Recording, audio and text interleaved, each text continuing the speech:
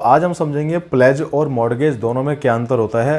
As per transfer property act 1882 या Indian contract act 1872 या Indian law के हिसाब से ये जो टर्म्स हैं प्लेज एंड मॉर्गेज, ये दोनों कैसे काम करते हैं, दोनों के बीच में क्या डिफरेंस है, इनको यूज़ करने से पहले, ये किसी भी एमसीक्यू को सॉल्व करने से पहले हमने इनका मतलब पता होना चाहिए कि इन दोनों का मतलब होता क्या है। तो प्लेज की अगर मैं बात करूँ, प्लेज का मतलब क्या होता है, गिरवी रखना। और मॉर्गेज की अगर बात करूँ तो मॉर्गेज का मतलब भी क्या होता है, गिरवी रखना। लेकिन अब इन दोनों का मतलब को समझेंगे कैसे, कैसे हम समझेंगे क्वेश्चन के अंदर किस चीज़ की बात चल रही है और कहाँ पर हम इनको यूज़ कर सकते हैं। यही तो मेन क्वेश्चन है आज का। प्लेज का मतलब जो होता है गिरवी रखना, प्लेज रिलेटेड होता है मूवेबल प्रॉपर्टी से। जैसे आपका कोई गोल्ड है, स्टॉक्स हैं, डिवेंचर्स हैं, इस तरह की जो इक्विटीज़ होती हैं आपकी, जिसको आप गिरवी रख सकते हो और पैसा ले सकते हो, इसे कहते हैं प्लेज करना। यानी कि जब आपने अपने गोल्ड को किसी को गिरवी रखा तो आप कौन हुए, प्लेजर।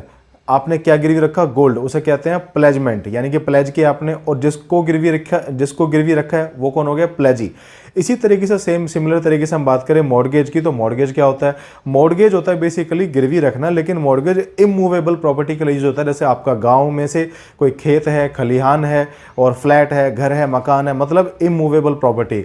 तो मेन क्वेश्चन ये है कि भाई जो प्लेज है वो मूवेबल के लिए यूज होता है, जो इमूवेबल के लिए क्या यूज होता है, मॉर्गेज होता है। दोनों का मतलब समझ में आ गया।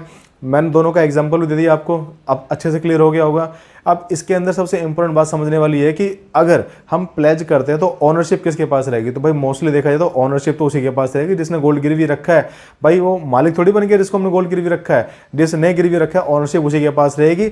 और अगर इसकी बात करें मॉर्गेज की, तो मॉर्गेज के अंदर भी मॉर्गेज करता जो होता है, यानी कि जो बंधक करता है, जो मॉर्गेजर है, उसी के पास रहेगी। लेकिन कुछ केसेस में, जैसे अगर मैं बात करूं यूजर फ्रक्चरी मॉर्गेज जो होता है, उसके अंदर ऑनरशिप दूसरे के पास चली जाती है, यानी कि वो जब तक यूज करेगा, जैसे कि नाम से पता है यूजर फ्रक्चरी।